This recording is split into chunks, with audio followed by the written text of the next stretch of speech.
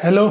कैसे हैं आप लोग? यार मुझे ना एक बहुत इंपॉर्टेंट बात बतानी थी आप लोगों को। पिछले कुछ दिन से ना मेरे दिमाग में एक बात आ रही है कि काफी लोगों का ऐसा सवाल रहता है कि how to be a better writer. एक अच्छे राइटर कैसे बने, एक अच्छे लेखक कैसे बने। तो इसके लिए आपको ना एक छोटी सी कहानी सुननी पड़ेगी और ये कहानी है मेरे बारे में। मैं हमेशा से ना स्कूल में बहुत पीछे रहा। लास्ट नाइट पढ़ के जितने मेरे नंबर आ गए। उसके अलावा मैंने कभी ऐसा बहुत ज्यादा मेहनत करने की कोशिश नहीं करी और ये चलता रहा। 8th क्लास में 46%, 9th क्लास में कंपार्टमेंट, 10th क्लास में 5.8, फिर 11th क्लास में मेरे आई 2 सब्जेक्ट में कंपार्टमेंट। चिंता का तो विषय था पर फिर भी मैं इतना चिंतित नहीं था जितना होना चाहिए था। लेकिन 11th के बाद ना मेरे जीवन में एक बदलाव आया। बदलाव में ये था कि मैंने एक टीचर के पास जाके ट्यूशन लगवाया और वो जो टीचर था वो रोज मेरे घर आता था। अब उससे दिक्कत ये हुई कि मैं बिल्कुल भी अपने काम में बेईमानी नहीं कर सकता था और ना थोड़ा सा भी स्लैक ऑफ कर सकता था क्योंकि वो तुरंत मेरे घर बता देता। अब वो जो टीचर था उसके पास भी ऐसा नहीं था कि बहुत ज्यादा नॉलेज थी या फिर कुछ ऐसा अलग मेथड था जिससे उसने मुझे पढ़ाया। उसका बस एक सिंपल मेथड था। वो जो क्लास में कराता था उसी को ही हमें घर जाके रिपीट करना। इनिशियली मुझे बहुत दिक्कत हुई इस चीज से कि यार मैं 12th क्लास में होमवर्क करूंगा क्या, लेकिन मैं भाग भी नहीं सकता था इस चीज से क्योंकि वो मेरे घर बता देता। तो धीरे धीरे ना मेरी आदत बन गई चीजें रिपीट करने की। वो क्लास में जो करा था मैं घर जाके करता। तो ये सिलसिला ना चलता रहा और कुछ 6-7 महीने बाद जाके मैंने एक चेंज नोटिस किया अपने आप में कि मुझे उस चीज में मजा आने लगा क्योंकि चीजें समझ में आने लगी मुझे कि यार जो हो रहा है वो क्यों हो रहा है। कोई अगर मैं सवाल सोल्व कर रहा हूँ तो वो सोल्व क्यों हो रहा है। ये मेथड है तो ये मेथड कैसे है, क्यों है। तो मुझे इवेंचुअली रियलाइज हुआ कि यार मैं पढ़ाई में बुरा नहीं हूँ। मैंने बस अपनी पढ़ाई के ऊपर कभी मेहनत नहीं करी है और मेहनत तब होती है जब आप किसी चीज को बार बार रिपीट करते रहते हो। जब हम जिम जाते हो, मान लीजिए आप बाइसेप कर्ल करते हैं, बॉडी बनाते हैं, तो बॉडी एक बार डंबल उठाने से नहीं बनती। आपको बार बार डंबल उठाना पड़ता है, हर वीक, हर मंथ, बार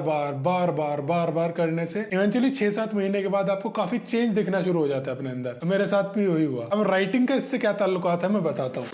ये मेरे पास कुछ नोटबुक्स हैं जिनमें मैं लिखता हूँ। जैसे ये है, ये लगभग मैंने 2019 या 20 में खरीदी थी और अगर आप देखोगे ये शुरू से लेके आखिर तक मैंने पूरी की पूरी भर दी है। हर एक पेज पे कुछ ना कुछ लिखा है। पूरी बुक में सिर्फ मैंने स्टोरीज लिखी है। इसके बाद ये है, इसमें मैंने स्टोरीज लिखी है, मूवीज लिखी है, सीरीज छोटी छोटी। और आज भी मेरे पास ऐसी नोटबुक्स रहती है जिनमें मैं कभी ना कभी कुछ ना कुछ लिखता रहता हूँ। इसके अलावा फोन है, उसमें मेरे पास कितने नोट्स है मैं आपको दिखा नहीं सकता। ये देखो, कोई नंबर ही नहीं है। मेरे फोन में मेरे पास कम से कम 7 से 8,000 नोट्स होंगे जिनमें अलग अलग चीजें लिखी हैं, अलग अलग आइडियाज लिखे हैं और मैं सारे नोट्स ढूंढ लेता हूँ जब मुझे कोई भी ढूंढना होता है। अब इससे क्या हुआ ना, एक तो मेरी हैबिट डेवलप हुई। तो अब इससे क्या होता है ना कि जो राइटर बनना चाहता है वो कोई टिप चाहिए उन्हें, फिर कोई एक ऐसा तरीका चाहिए जिससे वो अच्छे से लिख पाए। और यार सच बताऊं तो बस एक ही तरीका है अच्छा लिखने का और वो ये है कि आप बार बार लिखो। ऐसा मत करो कि आपने एक आइडिया सोच लिया कि यार मैं वहां से ऐसे बना लूंगा, ऐसे शॉट ले लूंगा, ऐसे शॉट ले लूंगा, नहीं चलेगा। ओल्ड स्कूल थिंकिंग लानी पड़ेगी अपने जीवन में। लिखना पड़ेगा, नोटबुक में लिखना पड़ेगा। नोटबुक में नहीं है आपके पास तो फोन में लिख लो, फिर उस आइडिया को फेयर कर लो। उससे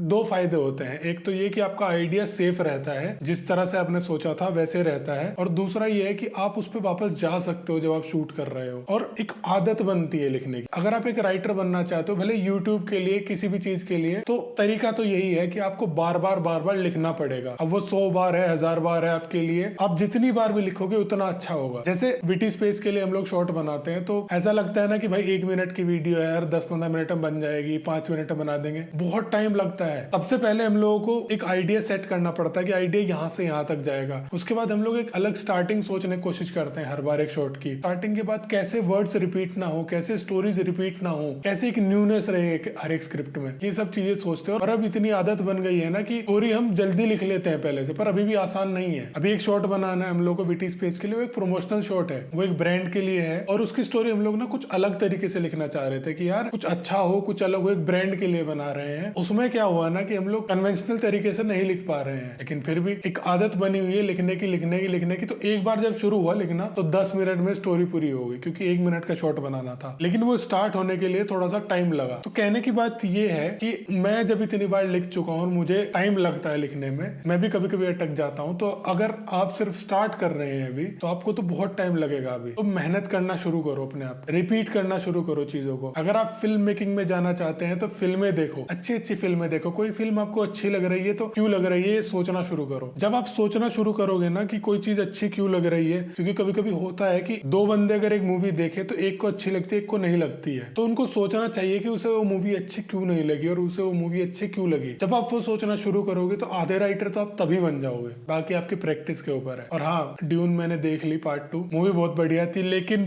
फिर वही हुआ, जैसे ही मूवी खत्म हुई, खत्म होने के बाद मुझे पता चला कि इस मूवी का थर्ड पार्ट भी आएगा, 4 साल और वेट करो। मैंने सोच लिया मैं उसकी बुक पढ़ लूंगा, हटाओ। मैंने फिर पुरानी ड्यून देखी जो 1984 में आई थी, इतनी बुरी है वो मूवी। तो चलो फिर मिलते हैं किसी और बातचीत के साथ दोबारा, अभी के लिए bye, I need to go.